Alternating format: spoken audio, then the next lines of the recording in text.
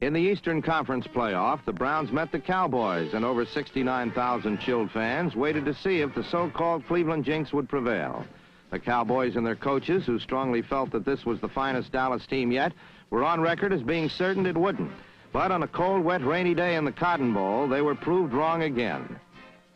This onside kick in the fourth quarter vividly represents the misery that was Dallas's today.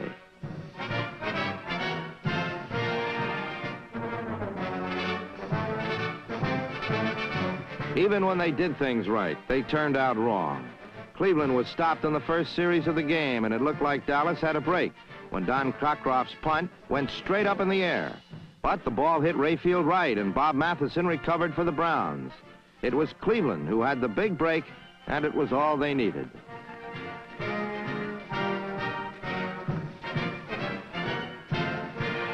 Bill Nelson promptly passed over the middle to Milt Morin to put the ball within running distance of the Dallas goal line.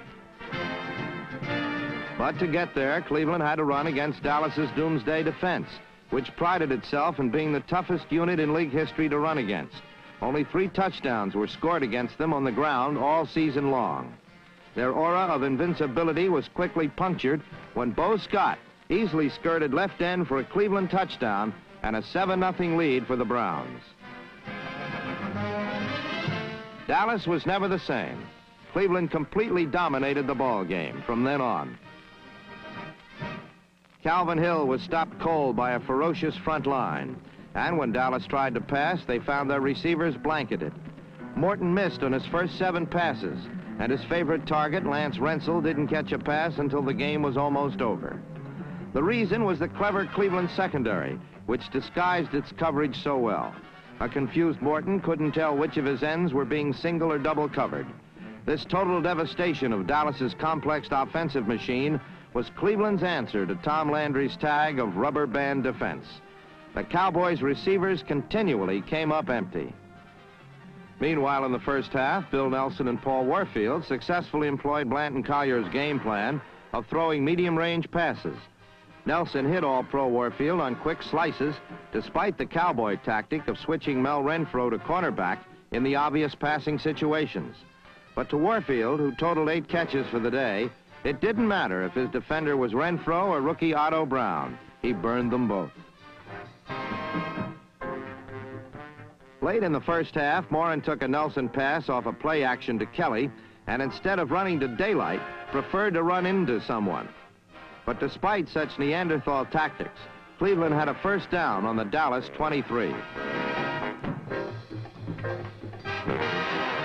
Nelson, who was thrown only once today, had plenty of time to thread the needle to Warfield between defenders Renfro and Brown.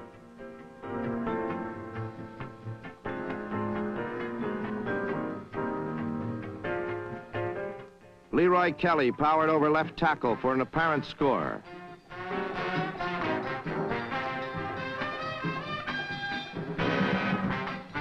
But illegal procedure was called, and instead of 6 points, the Browns had 6 yards to go for a touchdown.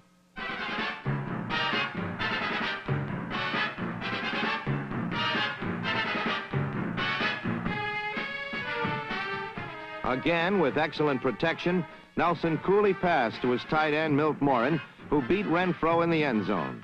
Cleveland had refused to allow a setback to deter them, and they had their second score of the game with less than 2 minutes remaining in the half.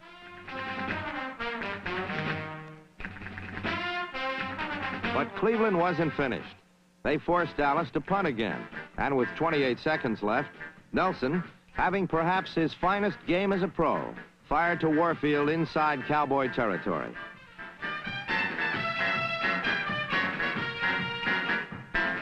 With just 19 seconds left, and Dallas knowing Nelson would try to get the ball in field goal position in the middle of the field, the Cleveland quarterback drilled a perfect pass over the middle to Bo Scott, who lost the ball, but after the whistle had blown.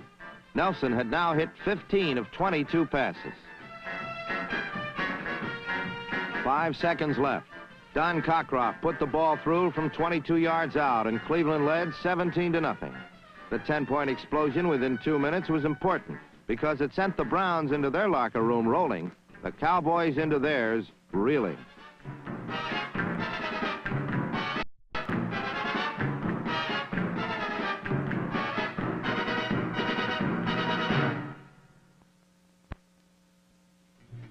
Dallas had been held to the incredible total of 39 yards, but at the start of the second half, Morton threw with authority for the first time. It looked like Dallas might move. But again, the Cleveland defense made the big play when it was most needed.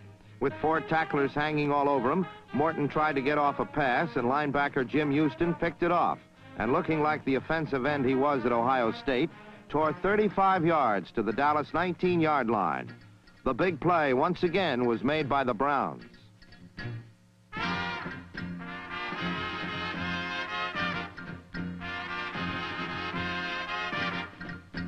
Then Nelson looked left, threw right, and Kelly took the swing pass and streaked to the 2-yard line.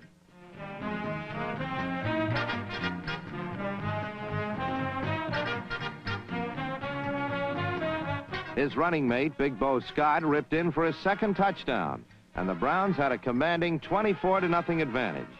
It was obvious their halftime momentum had not dwindled.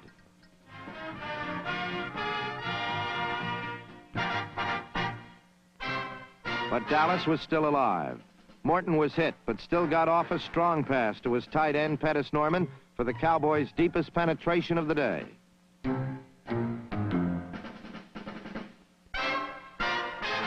Dallas fans finally had something to yell about. A few plays later, despite a mix-up in the backfield, Craig Morton got a Dallas score to bring his team within 17 points. With an entire quarter remaining, the Cowboys were still very much in the game. Leroy Kelly ended whatever hope the Texans had. Nelson had anticipated the blitz and burned them with the draw, which went for 39 yards.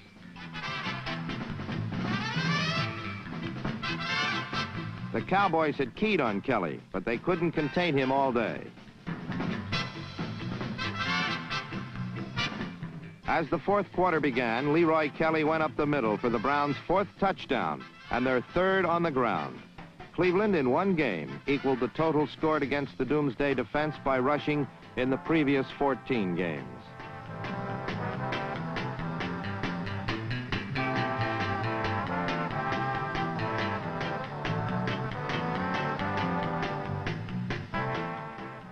Whatever doubt remained regarding the outcome of the game vanished with startling suddenness when rookie Walt Sumner stepped in front of Walt Garrison and sprinted 89 yards down the sideline with the ball.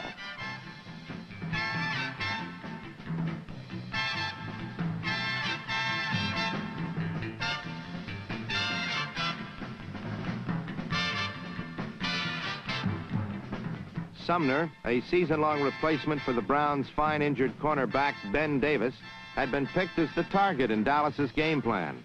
But like so many other things for Dallas this day, the aerial attack on Sumner never came. The Cleveland Albatross was well and thriving in Dallas.